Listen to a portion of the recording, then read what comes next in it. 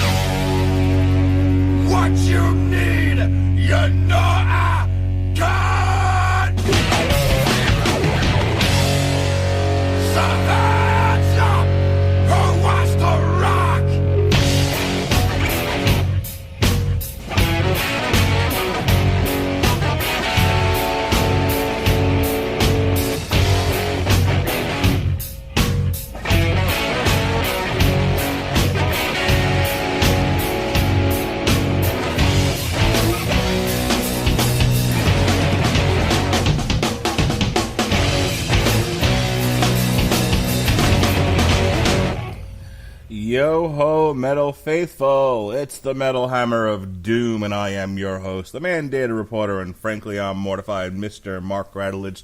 Tonight, we go back to The Primitive with our Roots, Bloody Roots. That's two different albums from two different bands. We are looking at Ritual by Soulfly, or Soulfly if you mispronounce it. It's the 11th album that they've released. It was released on October 19th. We're getting to it now because we are out of covers month all month long, and we are back to our regularly scheduled programming. Joining me tonight is the one and only disapproving dad, Mr. Kerosene Bob himself, the man of 1,000 nicknames, Jesse Starcher. How do you do, sir? Oh my goodness, Mark Radulich, back to The Primitive. Boy, have I learned a lot on the Metal Hammer of Doom Extra here this past few days. Yes. And learning a lot about Soulfly. I'm excited to talk about their 11th album here. Yes, if you're trying to put together a band and you don't have any ideas for shooting your video, just go out in the desert. Please, go out in the desert, do a rain dance, watch what happens, catch it all on tape, invite the kids. Tell them they need to just make it a big treasure hunt. Leave a map, tell them to find you. You can also go to an empty warehouse. That's also a metal favorite for videos. Wait a second. But they didn't do that, sir. No, they did not. They went to the trailer out there in the middle of the Civil War battle, and boy, oh boy, interesting stuff. Soulfly, man, this is a band I have never, ever had the chance to really listen to up until diving into this album, and I cannot wait to talk about it. Now, you also weren't really familiar with Sepultura either, like either That's iteration, right. the the Max era or the post Max era. That's right. Sepultura was one that flew way under my radar. Did not know much about that band other than seeing their albums in my Columbia House magazine way back in the day. But Kira, you ever heard of Sepultura? How about Max Cavalera? You have heard of Max Cavalera? No way. I'm going to call BS on that. You go do the laundry. Tell her, tell her that you're going to take her to a place where she can find her roots, bloody roots. Yeah, you ever heard of Roots, Bloody Roots? She says not to talk to her. I have angered the teenager. No. While she doth do the laundry. Can you hear the rolling of her eyes? Every day. Nice. Every morning I take her to school and hit her with a dad joke. She's rolling her eyes. Love it. All right. Before we get into this, I got to tell you, we always have our pre show bullshit that we like to do here on the show. So I'm trying to lose some weight. I have a plan for after the holidays. I'm going to start keeping a food journal again and limit my calories to what the doctor said they should be. Should be about for my size, 1,500 and 1,800 calories. And he said if I do that, I'll lose weight no matter what I eat, pretty much. So I figured that's probably the easiest thing for me to do in terms of trying to lose some weight, because I just can't get motivated with the schedule I'm keeping right now to do the exercise like I used to. And then doing the other kinds of diets, we just can't keep to. So the doctor was like, I told you about the heart doctor. He was like, your heart's in great shape, but you're fat, lose weight. Dr. Obvious.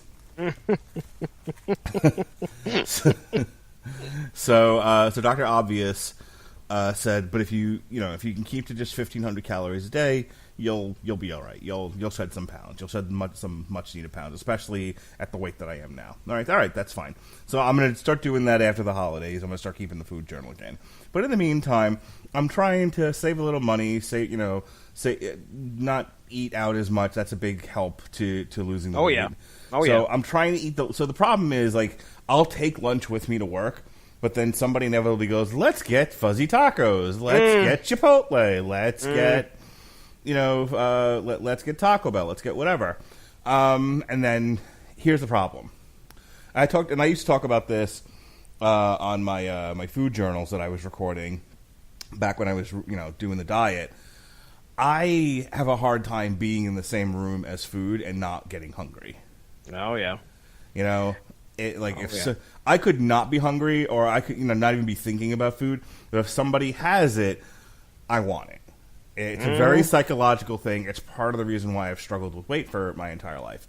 So today, right, I'm at work, and the girl that I normally work with is on vacation, so I've been in I didn't have my usual day where I don't have to be in booking, and I'm out seeing clients.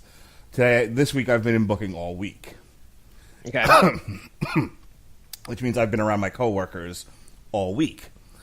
And today, I said, we were really, really busy. I feel like I put half of Tampa Bay on suicide watch. And you go on watch. I was just standing out. I was standing out in front of the jail just handing out suicide gowns. Here you go. I don't need this. It doesn't matter. You're getting it anyway. I just asked for directions. You're on suicide watch. So anyway, so I got through the pile of work that was on my desk, and I was like, okay, there's a lull in the activity here. I'm going on a break, and I went, and I watched South Park, and I ate my my lunch that I took with me, and I was fine. I was fine after that. It was only a few more hours left of work. I could definitely get to the end of work and then go home and have dinner like a normal person. Except that I go back to my desk, and I see two of the nurses hovering over their Wendy's. Oh no, Baconator. That's right. Oh no, son of Baconator. Oh my goodness. Baconator fries, all that shit, right? Now, I'm not even, the biggest fan of Wendy's, and I certainly wasn't thinking about Wendy's. I wasn't jonesing for Wendy's. Yesterday, I was totally jonesing for Taco Bell, so I went home. So on my way home, I knew I was going to have to feed myself, so I got Taco Bell, and I got that monkey off my back. But today, I wasn't really jonesing for anything.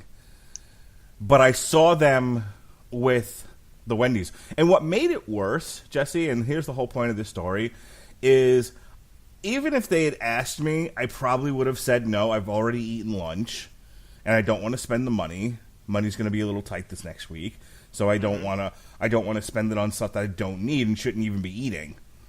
But they didn't ask. Okay. So does that automatically make you? Are you? I was please this close. Explain. I was this close. You can't see it because this is audio, but I've got two fingers very close together. I was very close to beating their asses and running away with their Baconators. I'm like, wait, why did you do that? You didn't ask. Right. If they had asked, I'd have said no, and it would have been fine. But they didn't even ask me, so I felt left out, and that made me want it more. I know, man. Trust you me. I know. I had a girl come up to me, sits across from me at work. She just kind of strolls by my cube, and I'm on the same struggle here, Mark Radlich. About 6 months ago, I went to my doctor, and he says, you're at like 290 something. I'm close to 300, and I've been there before, and I've tried and made efforts to scale back. So as soon as he said that, I have been over the past 6 months trying to really stick to a path to try and limit my calories during the day, and it doesn't help when the girl who sits across from you walks over and has a box full of your choice, Mark Radlich, of any full-size candy bar you would like, sir. And I'm just like, she's like, here, you want one? I'm like, no, I can't, I shouldn't, I don't, no. Does she have Zagnut bars? I'm sure there was a Zagnut bar, I guarantee you, buried in there somewhere. Maybe even a Zero bar. I don't know if you remember Zero bars. Oh my God, I do remember Zero. But no, she's got this box full, and I'm like, no, thank you. And she's a pusher. And I'm like, no, you gotta keep that to yourself. And then she proceeds to go, but have you ever tried Hershey's chocolate bars dipped in peanut butter? She goes, they're so much better than a Reese's peanut butter cup. And I'm like, no, that sounds really good, though. One of these days, maybe I'll have to try it. She goes, no, wait a second. You ever say, away from me, fell temptress? She dives into her drawer of goodies, pulls out a full-size Hershey bar, and then pulls out a little single serving of Jif peanut butter and puts it on my desk and says, here you go, try it. I'm like, I don't want to. Stop it. It's like, what's I don't want to. What's the matter, faggot? Why don't you want to eat the chocolate? I don't want to. I can't. So, yeah, I'm right there with you. I have been, well, my efforts have been like this. Lunchtime rolls around, I have the option to get up and go walk outside. And now that it's getting colder up here in the north, I'm a big pussy when it comes to cold weather, but I've been bundling up and going outside and walking for half an hour on my lunch break, and then kind of piecing and pacing myself until dinner time rolls around, and that's when I unleash. So I think it's been working. We'll find out because I got a doctor's appointment here in a couple weeks. So, yeah, Mark, I feel your pain, buddy. When you start seeing the food, smelling the food, watching people bring in the fucking McDonald's or the Subways or whatever. There is this one nurse I work with. If she's $125, she, I'll be surprised. She is the skinniest thing I've ever seen. And she's every day eating brisket tacos. She's the one that really pushes the going out to eat thing. And I remember when I went to 5 days a week, and with the jail you do split shifts, so it's like you have your A shift and you have your B shift. Well, I was on A shift and then I got pushed to 5 days a week, so now I work with both shifts, right? Mm-hmm. And so the first day I'm on B shift, she was just like, let me tell you, this shift eats. I'm like, motherfuckers. Do I look like I need to eat more? You bitches. But she's always the one that runs out to get it because it gets, allows her to smoke and everything, and she doesn't have to work. But but she's every day fucking, dude, if I ate the way that she ate, I would be 600 pounds. And this bitch has the metabolism of a fucking Olympic decathlon winner. I mean, she doesn't look like she's gained a pound in the last 20 years. And I don't know what magic. Scarfing that taco down. Ugh. Just every day, man. Every day there's just nothing but brisket fucking nachos. Everywhere. No. And we got the holiday season on us, dude. It's going to be even that much harder. That much harder. That's why I think you're a smart man for waiting until after the holidays. But... Yeah, no, I knew I was. If I started that shit now, I'd be setting myself up for failure. And that's the thing. Like, you feel bad at the end. Well, that's the thing. Like, it's totally an emotional thing. And I talked about this again on my food journals. I was like, it's always an emotional thing with me. I get angry, dude. I have the worst hangry habits you've ever seen. Oh no. Okay, like if I ever get irradiated with gamma radiation, it's not going to be like pain or anger that turns me into the Hulk. It's going to be being hungry. We'll be Hulk smash. We'll be Hulk eat. Why is the green monster throwing cars? He needs a sandwich. That's going to be me. Feed him. Somebody brought Taco Bell to work and wouldn't share. All right, you're listening to Two Fat Guys Listen to Metal. Oh yes. We'll comment on the music at some point, we promise. This is the third Soulfly album with Max Cavalera's son, Zyon. Terrific. Spelled a little different too. A little different. He's drumming, and this album features Randy Blythe of Lamb of God, who guests on Dead Behind the Eyes, and Ross Dolan of Immolation, who guests on Under Rapture. So let's get into the music here, sir. I think we've bullshitted long enough. What do you say? Oh yeah, I absolutely agree. Let's get this ritual started. Yes. All right, speaking of rituals, here we go. This is no Ritual de la Habitual. This is just Soulfly. Fuck, I lost it. Soulfly, Ritual.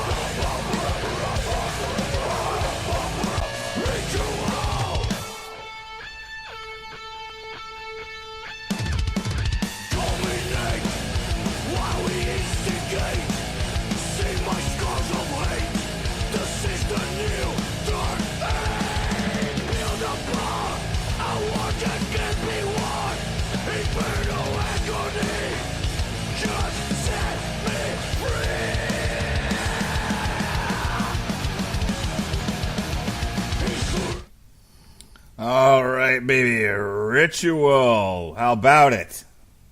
Man, oh man, this is a good opener. And for a guy who doesn't know shit about Soulfly, I was like, let's see what we got here. And right at the beginning, you heard at the beginning of that song, we got the tribal stuff going on, all stuff that I expected. And I was like, okay, well, how's this going to go? And boom, once that fucking music hits, buddy, it is time. Great song. And it made me think this album's got some promise. Let's see how we do. So, yeah, perfect opener for and almost kind of what you expected almost from this band. Although some of this album, as we go through it, may be a little bit different than what you expect. Well, so two questions. One, since we did the Metal Hammer of Doom extras, have you gone back and listened to some of the old Soulfly? No, I have not. All right. Well, you should. So I'm not. But I will say this: like I would say the first 2 or 3 albums, from what I remember, are their strongest ones. Because I'll tell you, I've been following Soulfly since Max Cavalera left Sepultura, and I'm a big fan. I've actually seen them in concert a few times. I really like them. But I'll tell you, even as a fan, the last couple of albums, I was like, I don't know. I feel like they lost their way a little bit. I got kind of bored with some of their stuff. This is a return to form. Like, I hear this. I hear Seek and Strike. Nice. You know what I mean? I hear these songs, and I'm like, and I'm all the way back to the first Soulfly album. This is what I listen to Soulfly for. My other question to you was, have you gone back and listened to any of the old Sepultura albums? Have you given Refuse Chaos AD a turn? Have you listened to Roots Bloody Roots at all? You guys made a playlist for me probably a couple years back, that had a few Sepultura staples on it. And maybe it was just the albums you guys suggested, but either way, I think it might have been Roots Bloody Roots. Was that the name of the album? Roots Bloody Roots is their last album with Max. Okay, all right. Yes, that one I recall and listened to that one. Anything, I think Chaos AD I may have listened to a little bit off of that. I know that song pretty well. Chaos AD. Chaos AD is Refuse Resist. Okay, all right. So I know that much, but as for the rest of their extensive discography, I don't know. You really do need to listen to Beneath the Remains, Chaos AD, and then Roots Bloody Roots, and excuse me. I think you'll get the best of Sepultura of that era. Okay, got it. This next one, as I said earlier, features Randy Blythe from Ye Olde Lamb of God, or otherwise known as Burn the Priest. This is Dead Behind the Eyes.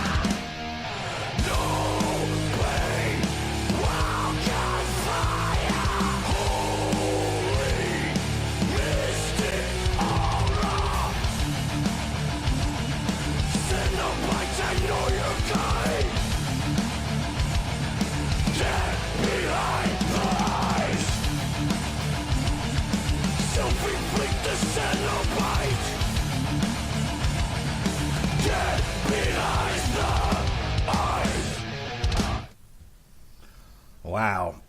First of all, you could convince me that was a Lamb of God song, and I'd have believed you. Yeah, man, he is a welcome addition to that song too, man. I love the way both of those guys kind of play off each other and having them both in the same song. It was kind of obvious to me, but I had to go to the internet just to confirm it. This is a song that was inspired by Hellraiser. The word Cenobites used over and over, and I'm like, I know I've heard that term somewhere, and of course that was in the Hellraiser movies. And at one point throughout the song, he actually uses the word Hellraiser. But I got a question for you, Mark. Okay. Okay. Do you remember the last album that we reviewed here on the Metal Hammer of Doom that had Max Cavalera and Randy Blythe on it? Yes. Oh, tell me. In the boob.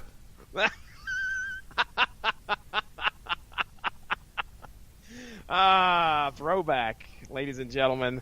Okay. You may remember Body Count's Bloodlust. Ah, yes.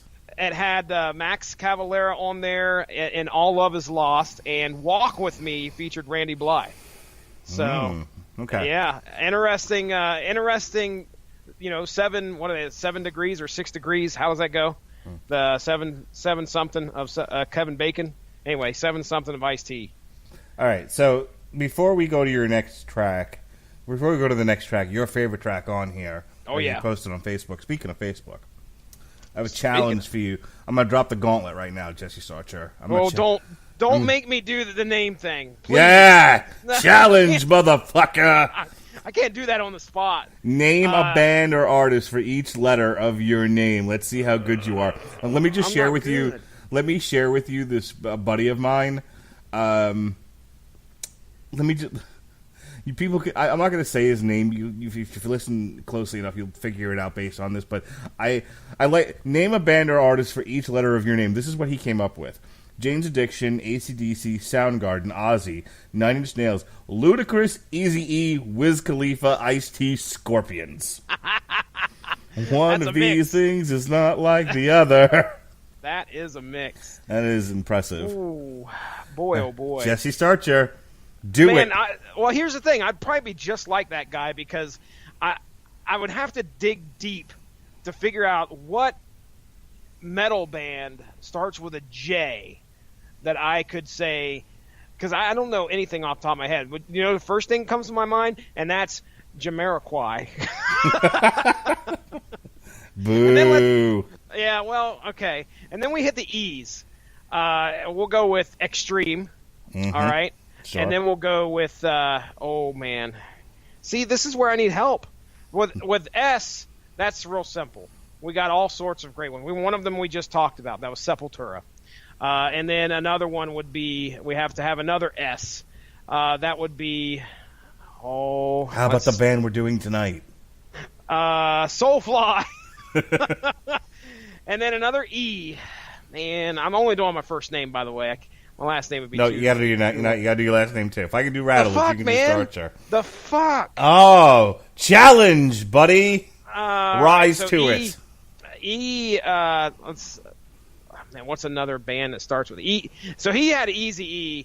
I'll go with. Can't pick rappers.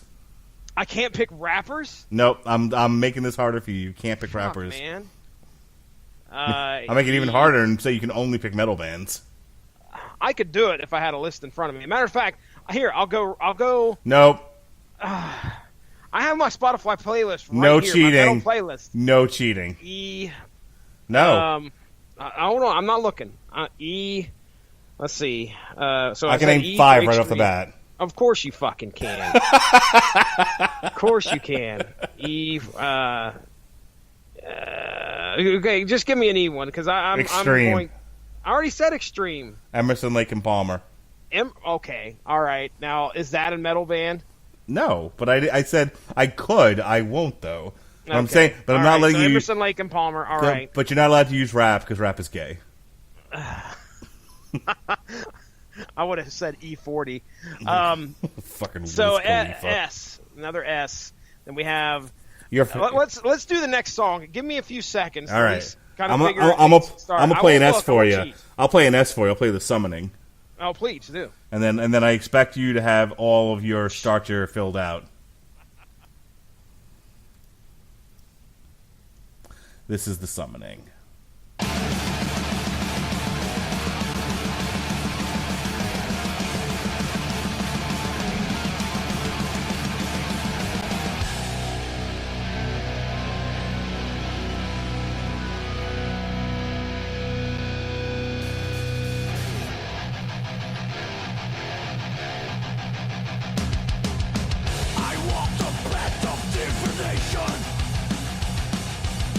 Escape the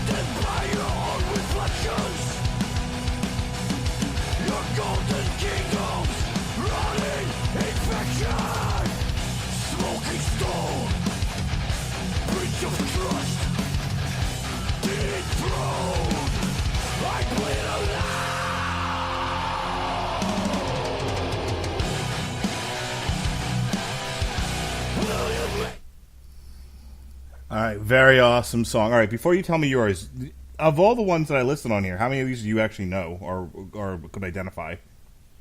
On yours? Yeah. Let me pull yours up here again. Make sure. I got it. Megadeth? Yes. Anthrax? Yes. Rage Against the Machine? Yes. King Crimson? Yep. Rolling Stones? Yep. Anvil? Yeah, I've heard of them. I don't know if I've listened. Death? Yeah. You guys did a retrospective, if I remember correctly. UFO? That one, is that a 70s band? I think so, yeah. Okay. I think they just broke up, actually. Life of Agony? Yes, I have. Iced Earth? Yes. Carcass? Yep. High on Fire? High on Fire. There you go. That's a good one. Yeah, I've heard of most of those. Carcass, I don't recognize as in like I've heard. Let's try it again. I haven't listened to them. I've heard of the band, haven't listened to them. Did you use Clutch at all? No, but Pat did, and I felt like an asshole. Oh, Pat Mullen coming through. Yeah, because it just hit me. I'm like, man, what starts with a C? So yeah, I've got Clutch in mind now. All right, get it. But okay, well, I can tell you that I've got the first three letters, and then I fail, and then I've got Clutch. So S is easy. That's Scar Symmetry, one of my favorite metal bands. Tool for T, and A for Allegion, one of the bands I wanted to review on here when their last album dropped, but we never had a chance to. So I leave it to you, Mark. Let's do R together here. Help me out with an R band, and let's make it a metal band. So it's a Rage Against the Machine you've already used, so we can't use that. We got to use something else. Ooh, okay. Yeah. Oh no. Roadsaw. Where's Ronnie Adams at? You're just saying words. All right, and then H. Hang on, I want to make sure that's a real thing. Thanks. Well, that's good. Yes, Roadsaw. Woohoo! Roadsaw is right. an American stoner band from 1995. I like it. They do. I know them because they do a really good cover of Vehicle from that 70s cover compilation that Clutch was on. Oh, the Sucking the 70s? Sucking the 70s, yes. Yep. I'm your So vehicle, H- woman. I'll take you anywhere you want to go. I'm your vehicle, baby. Go ahead. H is Halloween. a good one. There was another band I was thinking of. I fucking can't remember. It starts with it's like Heart something. Anyway, I could say just Heart, but and then E. We got another E on here. There are not too many bands that start with E. No, So, not a lot. Yeah. See, I look at my keyboard to try and get the second letter. I don't know, man.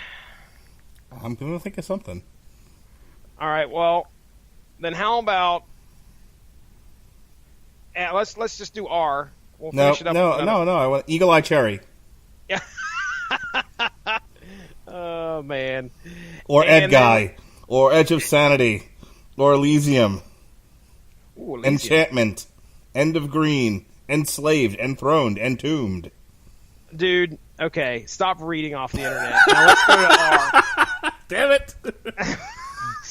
You're not just gonna be like, oh yeah, that's right. See, I fucking wanted to do that. You had to go and cheat. So, and then we have another R one. Here, let's just look here. I want to look at we have a Red 5. playlist here. Huh? Red 5. I'm going to use. Where are my playlists? Right here we go. Let's head right into favorite metal, and we're looking for something that starts with an R. That would be not Megadeth, not Soilwork. Release Radar. Release rate. That band's awesome. They play some of the newest stuff I've never heard. And it's great. I don't have any. They always R's have in my- new stuff out. every fucking week. They never stop. I don't know if I have any R's on my Woven War is a good one for W, but I don't have a W in my name. R. I don't have any R's, man. Rum ahoy! There you go. Thank you very much. There we go. All right, let's. My goodness, can I talk about my favorite track now? Maybe. My gosh. First off, this song has it all. All right, this album brings to you a lot, but I think head and shoulders above the rest sits the Summoning. It has thrash, it has heavy riffs. It ends on this really interesting, like, there's some tribal chants, and then there's almost like this industrial downturn to the song, and it's like it just catches you off guard for a second, but damn is it heavy. And I'm a big fan of this one. You said, I know which track is your favorite, at least last time we talked about it. I don't know if things have changed, but the Summoning is up there for me off of here. And these first 3 tracks off this album are probably some of the best that you're going to get.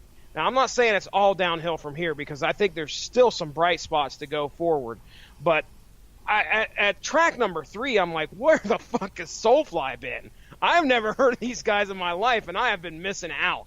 So, Summoning. I like it. All right. Let's keep the party going here. Gavin just commented on mine, and I don't know what he did. Anyway. You missed the point. This next one is called Evil Empowered.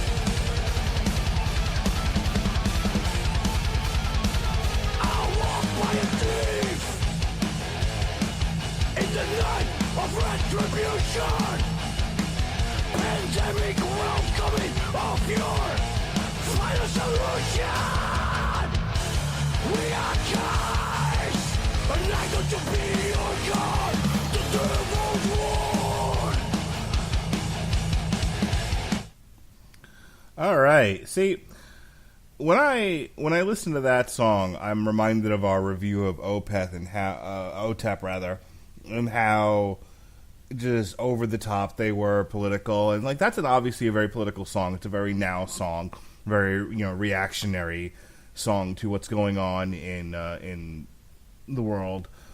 But it's done in a way that it doesn't like hit you over the head. Yeah. It's not insulting to to people who might not necessarily believe the way this band believes. I think it's done in an artful way. Yeah, it's not heavy-handed. It's very. This is a metal song about some of the stuff that's going on, and you could take it or leave it. But either way, it still sounds great. Yes. It's a great sounding tune off of this album, trying to follow up the Summoning, but that's tough to do. Either way, there's some very powerful vocals throughout this album, and I think really on Evil Empowered, this is one of those songs where that shines. We're 4 songs in, and they're not stopping. I mean, no, they are not. We've talked about some other albums in the past that this past year where it's like 2-3 songs in, and they're changing tempos. Sometimes to the detriment of the album. Not Soulfly. Soulfly is still in high gear and it's plowing forward. Yeah, buddy, and it's not stopping. All right, speaking of not stopping, here we go. This is Under Rapture.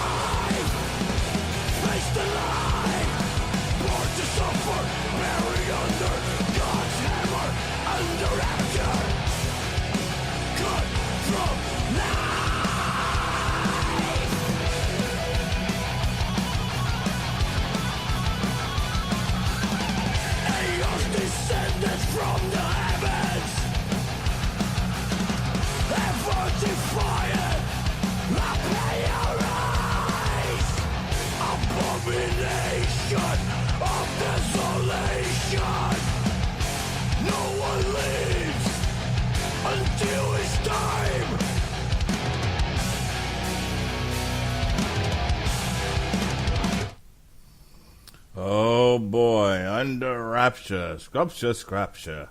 The Bugs Bunny bit. All right. Okay, thank you. What's your name? Scrapture. What's your occupation? Scrapture. It's actually a Daffy Duck and Porky Pig as Sherlock Holmes and Watson. Oh, okay. Yeah. All right. Under Rapture, Mark. Is this still your favorite? I don't know. So far, Dead Behind the Eyes has been my favorite. Oh, okay. All right. I thought Under Rapture was one of the ones you were like, oh, fuck. It's good. No, it's a great song. Let me ask you a question. Are your kids full of shit like my kid? I think that goes for every fucking kid out there. But yeah, I'm sure. Explain, though. I want to see if your kid's worse than mine. I doubt it. So tonight, Lily read Jonas a story. Instead of me reading to the kids, we made Lily read to Jonas, and that was their bedtime story. Oh, that's cool. Yeah, that's when kids are full, pawning those jobs off. Hell yeah, baby. I mean, like I said, normally I do it because Lily still likes to be read to. But you know, it's just one of those things where we all got home late tonight, and it was like, yeah, go read to your brother. And I think the other thing about it was this was a book that she was supposed to be what they call RP tested on, and she wanted to read it one more time to make sure she was ready to be tested on it. So we were like, well, then great. There's a great opportunity for you to go read to your brother. Okay? There you go. Good job. Yeah. So she's about so she's about halfway through the book, and I mean it's not a long book, right? It's a kid's book, but you know she's about halfway through it, and I guess like Jonas either got bored or just decided to be an annoying little brother, but he kept like poking at her and trying to like knock the book out of her hand, and he was just being a big shit about the whole thing. And we warned him a couple of times that if he kept doing it, we were going to call it a night, and he was going to go to bed without having finished the story. So then he started like opening and shutting his hands like lobster claws. Okay. And he was like, and I don't know if he was grabbing Lily or like touching her hair, but whatever it was he was doing with his lobster claws, it was annoying her, and she complained. And he goes, "I can't help it. They're doing it by themselves." That was his excuse. I can't stop myself. They're doing it by themselves. Yeah. This is what I mean by, are your kids as full of shit as my kids? Oh, yeah. Dude, that's pretty tame. Because trust me, buddy, it gets worse. It gets so much. I mean, some of the shit that these kids will say to you to try and act like they weren't doing whatever the hell you just caught them red-handed doing is just over the top ridiculous. I was dead at the time. It's like homework. Oh, I know I cannot.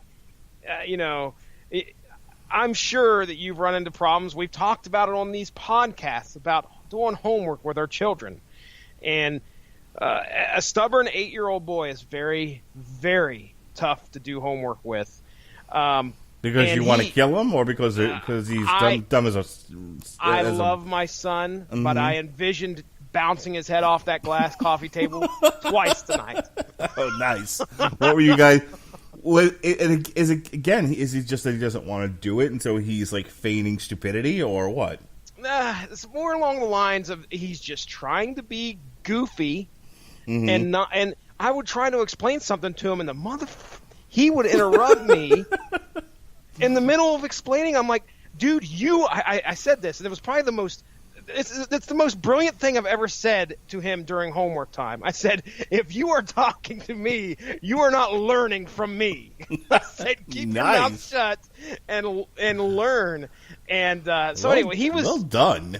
So I said, focus and let's get it done. And he has a real hard time. He does it with his mom, too. He acts goofy. He acts stupid. He acts smart. I said, do you act like this in school?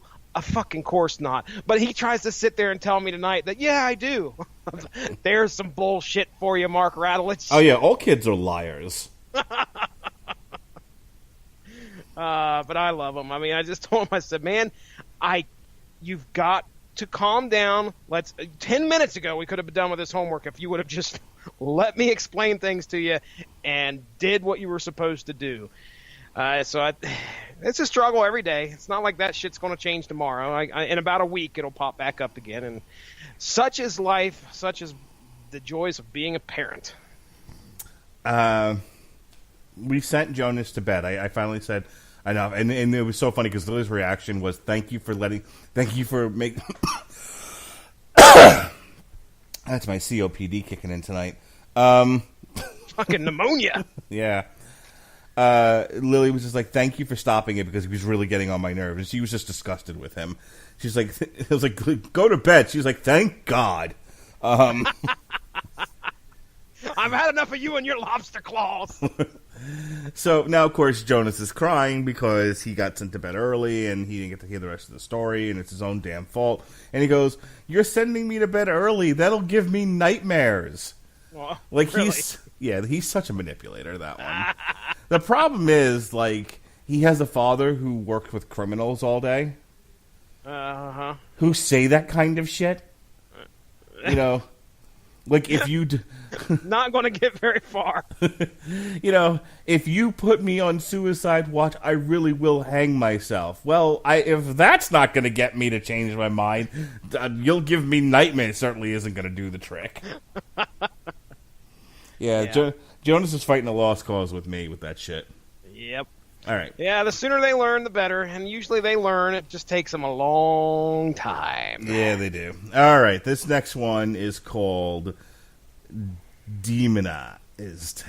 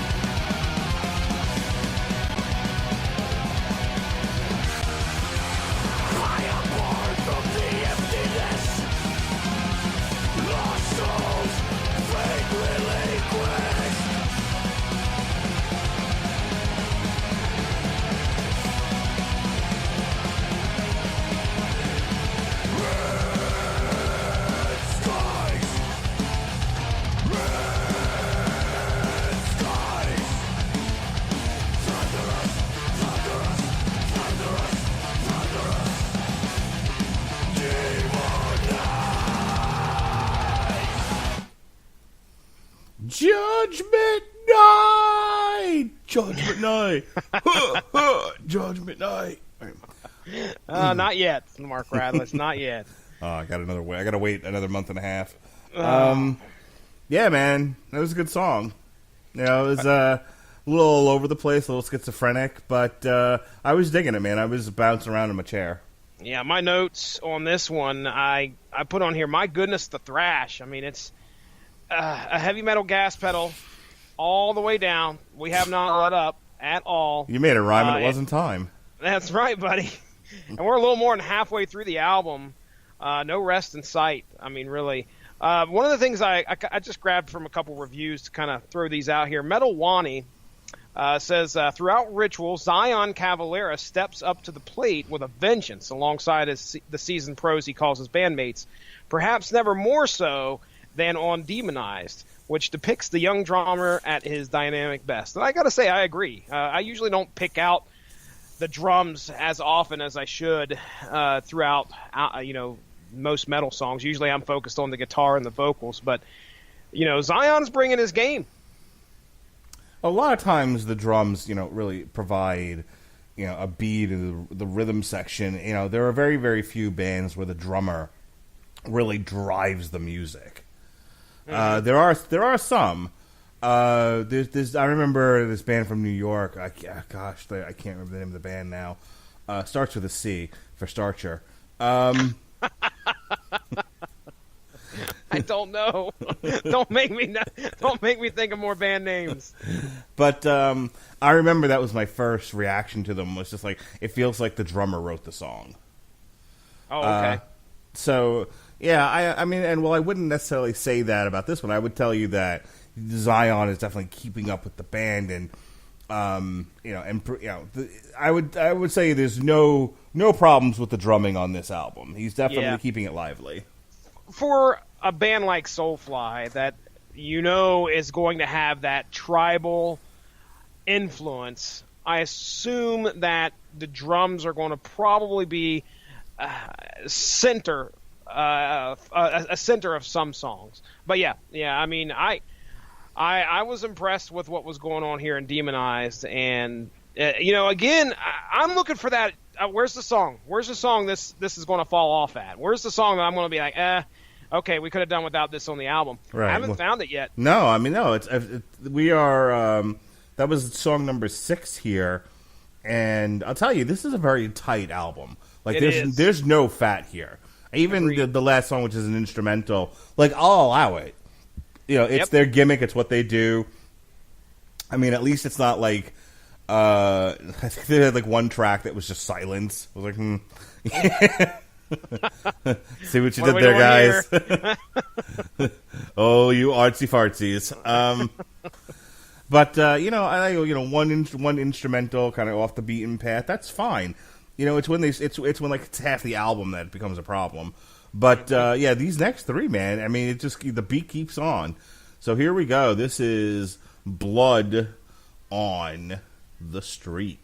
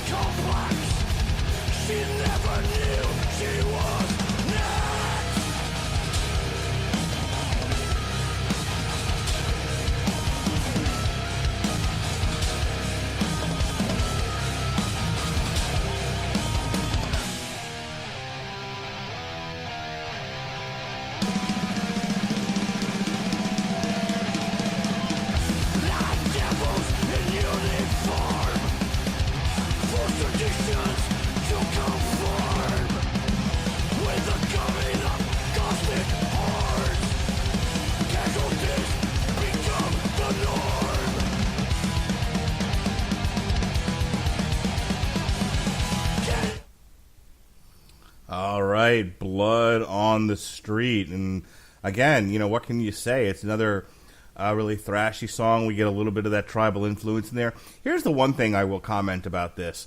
It really separates it from a lot of other Soulfly albums is the lack of use of the tribal beats, tribal rhythms, even tribal instruments.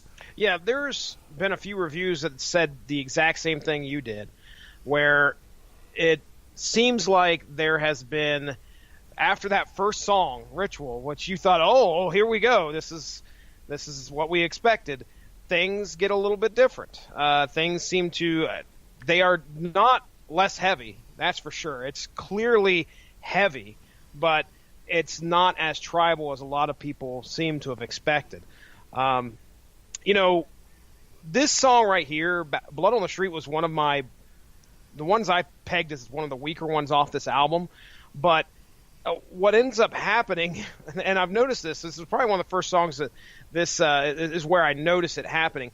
I'm not a fan of the beginning of the song, but by the end, I'm like fucking banging my head because it morphs into something that has this great, it has these great riffs, and it turns the song to what I thought was one of the weaker ones into, this has a place on this album. This is good shit.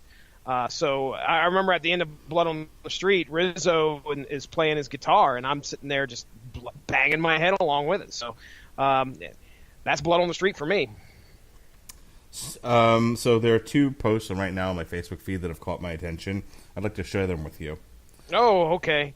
First off, I looked at Gavin's post. I have no fucking clue what the hell he's doing. He's just trying to be a smartass. Sending messages to people. All right, so this comes from a friend of mine, male friend. A very angry young girl today yelled at me, saying, "You can suck my dick." And he responded, "Well, at my age, any offer is flattering." All right, then. Below that, there's a blog that I follow called Fatherly. Fatherly. We're fathers, right? Yeah. All right. So, on this fatherly.com blog, somebody posted, "This mom threatened to punch a breastfeeding woman in a disgusting viral rant." Well, apparently this person, whose name is Carly Clark, appears to be on Facebook, saying, "I'm not sorry. The next female that tries to whip her boob out to breastfeed in front of my kids will get a black eye. Move that baby because I'll punch it too." Jeez. Wow. Okay. Things are probably taking it. When was that posted? November. Well, the article was posted November 8th, 2017. I'm seeing if I can. 2017 or 2018? Sorry, 2018. Okay, I was going to say she's had a year to reconsider what she said, because I'm sure people have tracked her down and given her a hard time. I need to find this original response. It's not going to be good. Yeah, this is good. This is going to take some research. Yeah, but I am definitely fascinated by this. Well, I mean, I can't say, sir, that I've got a problem with any woman whipping her boob out in front of me. Okay, if she's got to breastfeed, she's got to breastfeed. Let them breastfeed. I'm a supporter. I was going to say, I think in most places, it's considered, it's legal. There's nothing really you can do about it. So your personal opinions aside, people have the right to breastfeed in public. It's natural. It really is. I mean, honestly, if you got a problem explaining that to your kids, like, look at that kid, it should be on a bottle. First of all, have you ever seen like a woman breastfeed? It's like the most unhot thing you've ever seen. Yeah, you're not going to. Yeah, you're not going to feel anything in the old nether regions usually. Yeah, it's not attractive at all. First of all, the woman looks like she's. First of all, any woman I've ever seen breastfeed, including my own wife, looks like they're about to kill themselves.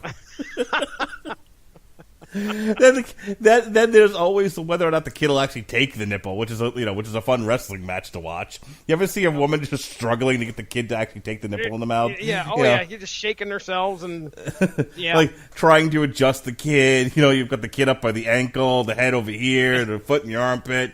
Whatever works. Take it. Yeah, it's again. If this is what you find sexy, there's something wrong with you. Anyway. Humna. All right, this next one is called. Speaking of breastfeeding, this is called "Bite the Bullet."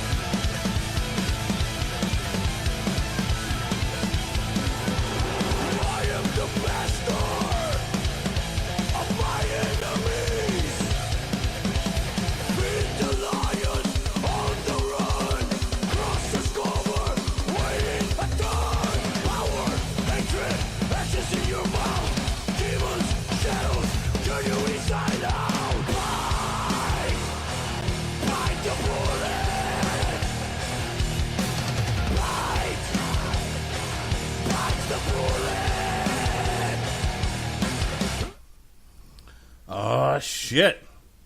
I'm picking up change in my living room. This is I actually think this is probably the end of our album proper, because our next couple songs, like you said, is an instrumental, and then song 9's a little bit different from the rest of the album. But this is a great heavy song, and again, it's another one of those songs that I go, oh my goodness, it's not so great at the beginning. Holy shit, I'm banging my head at the end. Mm-hmm. I think it deserves a spot on this album for sure. So, again, Bite the Bullet, just a great addition to Ritual. Yep. Let me read something to you real quick. Okay. Is it about breastfeeding? No. This says the Russo brothers say the Avengers 4 title was said in a previous Marvel movie. Oh my God, that's the funniest post ever. Wait. I don't know where you're seeing that, but I want to read them too. I had a good laugh at the last one. Go ahead and read them. Avengers, ow, my nipples. Avengers, I'm looking at porn. Avengers, piss off, ghost. Avengers. I thought of you when I saw that one. Avengers, try me, Beyonce. Avengers, boom, you looking for this? Avengers, doth mother know you weareth her drapes? Wait a second. Avengers, bunch of assholes standing in a circle. And then Avengers, I understood that reference. Oh, it's funny. That's good shit. That is good shit. So have you heard like the Avengers title? Like the rumor is that it's Avengers Annihilation. Yeah. And that it's an allusion to like the Annihilation Wave. I've heard a rumor that they dispatch with Thanos like midway through the movie, and the real villain is Tony Stark from the future, also known as, are you ready? Kang the Conqueror. Have you heard this? No, I'm putting pieces together though as you're talking. Oh, that's a good guess though, because that's correct. Well, Kang the Conqueror. Then it would make sense. One of the running titles for me that I thought made complete sense was Avengers Forever. Right, that's what I thought it was. If there's actually a book called Avengers Forever, which I don't know if we've got that scheduled for source material. I was about to say we have that scheduled for the week that Avengers comes out. Okay, and it is completely about Kang and Immortus, which are both the same person, if I remember correctly. I've read it probably about 4 or 5 years ago, but yeah, but it's about time travel. It's like they get Avengers from different periods, and that'll be cool. That'll actually be really cool. Which makes me wonder if, like, the Brie Larson, Captain Marvel, right? Brie Larson, right? Yeah, okay. Yeah. So I wonder if, like, they're taking that back in the 90s, if that's the era they're going to pull her from. I know what's-his-name dropped the thing trying to page her from wherever she was at, but I think it'd be awesome as shit if fucking Scott Lang ends up going back there and getting her somehow, because he's in the quantum verse or whatever the hell he's in. And quantum realm. Quantum realm, yeah. But anyway, I haven't looked at any rumors, so that's all speculation. You probably know more than I do. Yeah, I've watched a bunch of YouTube videos about, and that talked about some Reddit leaks and whatnot, that essentially Scott Lang discovers time travel via the quantum realm, and he ends up finding Tony Stark 5 years in the future after the events of the Infinity War. The snap, yeah. Yeah. And they create a time travel device together based on quantum realm technology, and they use it to go back in time to stop Thanos from ever getting the Infinity Gems in the first place, which is why there's so many shots of, like, the Battle of New York and shit like that. But again, what I've heard is that, like I said, midway through they're successful in defeating Thanos, but this is a part of a long game plan. I've heard that Tony Stark actually becomes Eternity at some point. I've heard he becomes what? Yeah, I've heard. It's because of the gem or whatever. Yeah, I've heard he becomes Kang the Conqueror.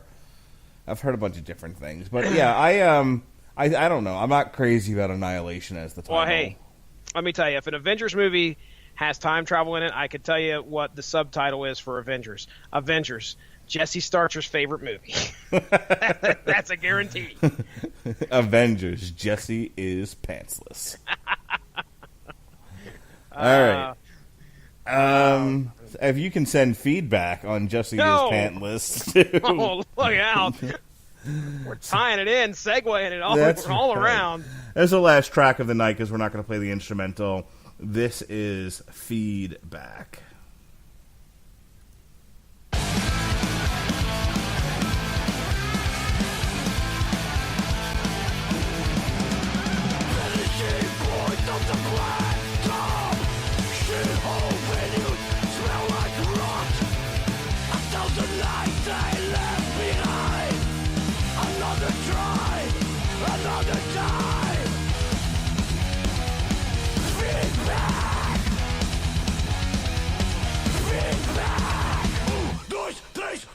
Not a fucking regret!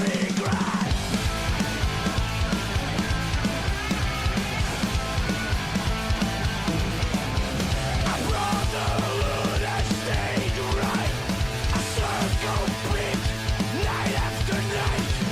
A congregation packed full of sinners. Another road, another winter. Feedback.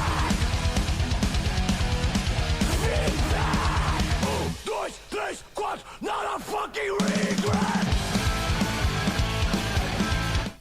Oh, shit. Punk rock, Jesse Starcher. That might be my favorite track on here, that and Dead Behind the Eyes. I love the punk rock feel of this. This gets a solid A from me. Great job by the Soulfly guys. Yeah, there's nothing better than a band who knows what their sound is, and there's nothing better than a band who knows who their audience is as well.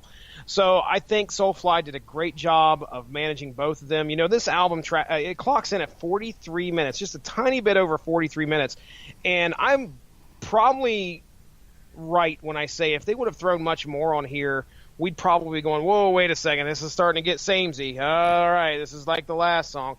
They don't do that here. Right. They know.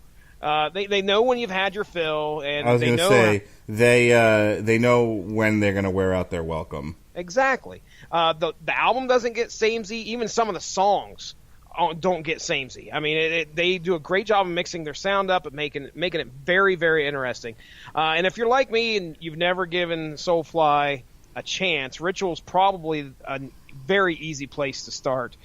Some of my tracks some of my favorite tracks are in the beginning, but it doesn't let up, nor does it let you down.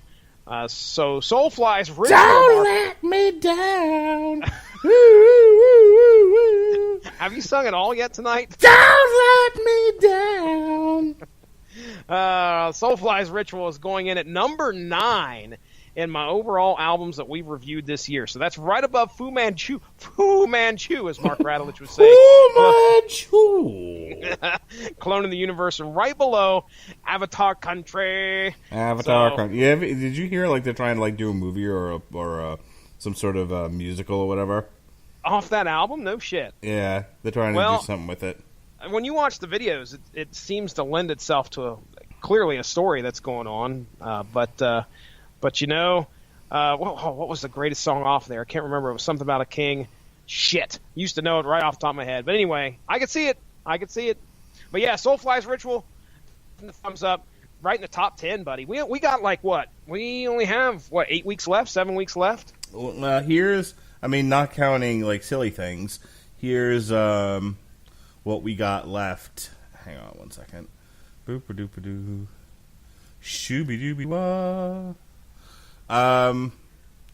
We got To Know When to Hold 'Em.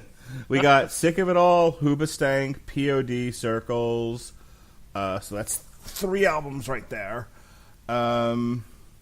We got Metal Church, Damned If You Do. And then that's really it, because the week of Christmas, there's no Metal Hammer of Doom.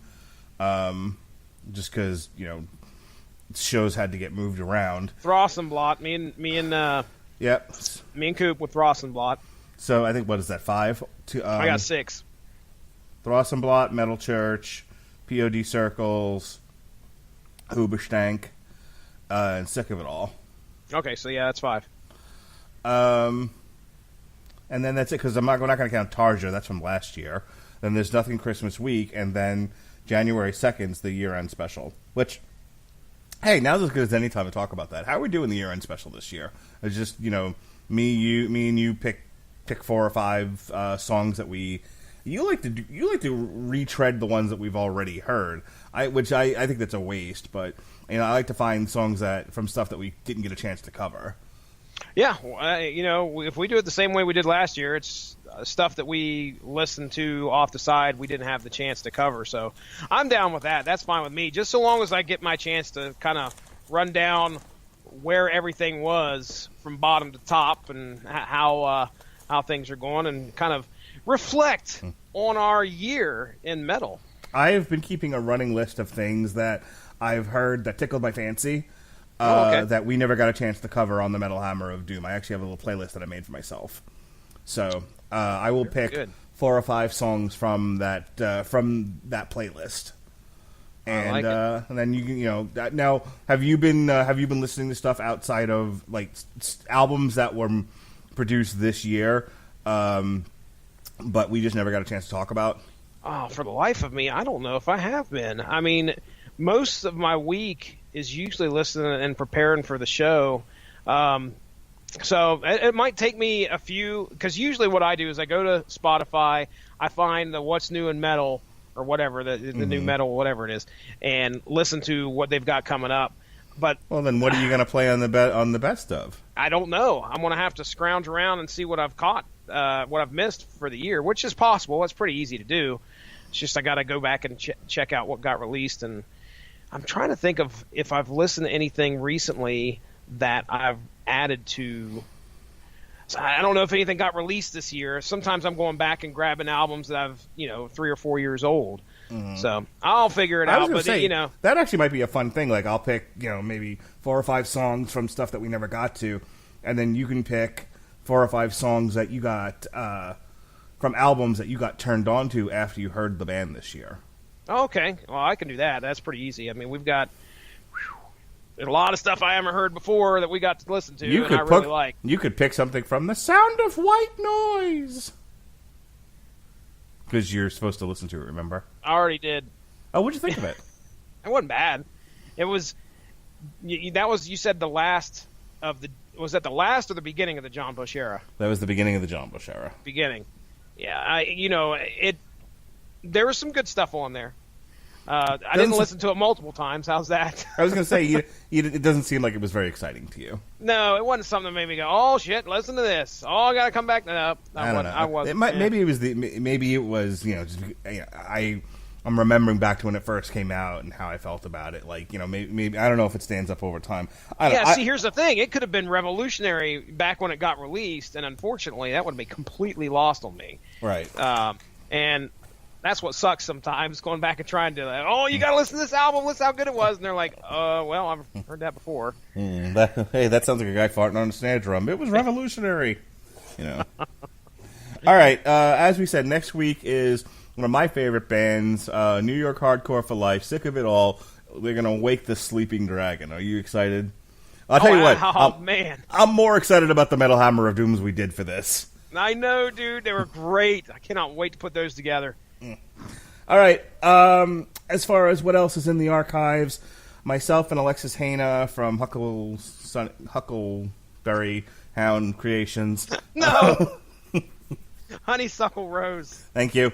Honeysuckle Rose Creations. We talked the chilling adventures of Sabrina on TV Party. The day before that, myself and Robert Winfrey. First, we talked about the election. Then eventually we got around to talking about Voltron Season 7.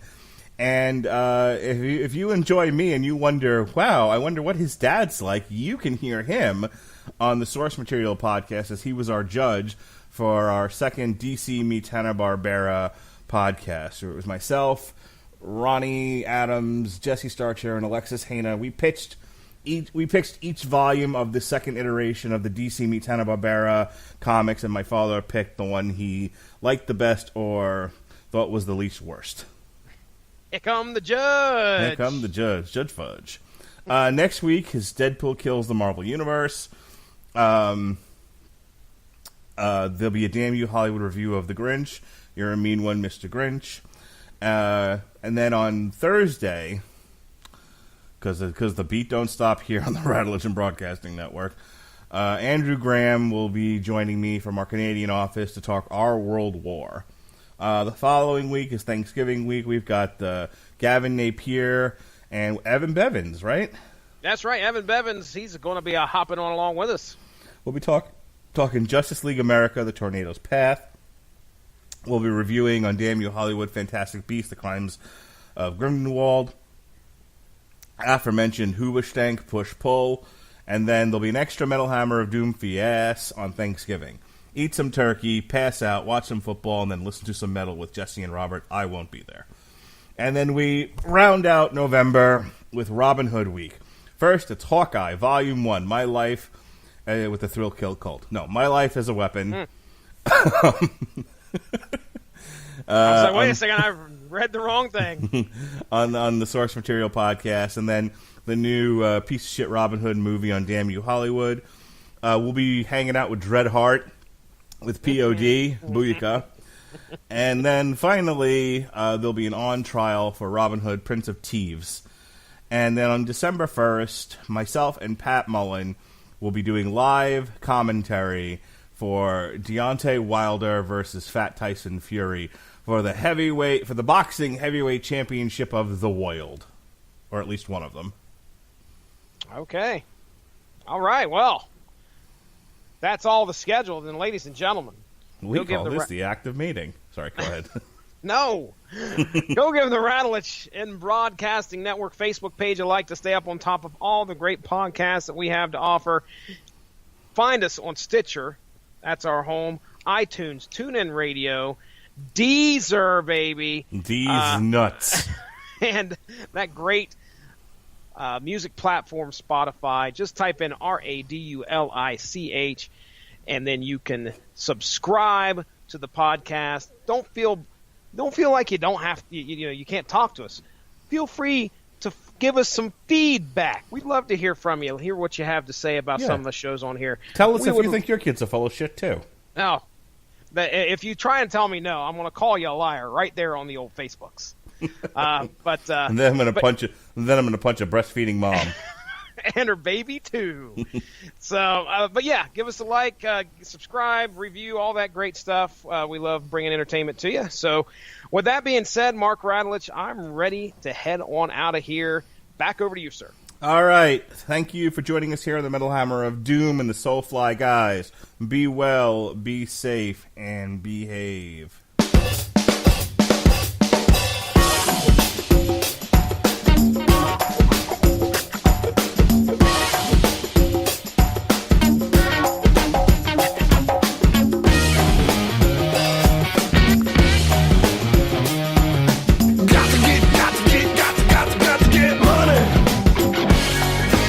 Support for this podcast and the following message come from Broadway in Fort Lauderdale. Rodgers and Hammerstein's The King and I, based on the 2015 Tony Award-winning production, is breathtaking and exquisite, says the New York Times. November 20th through December 2nd. Tickets at browardcenter.org.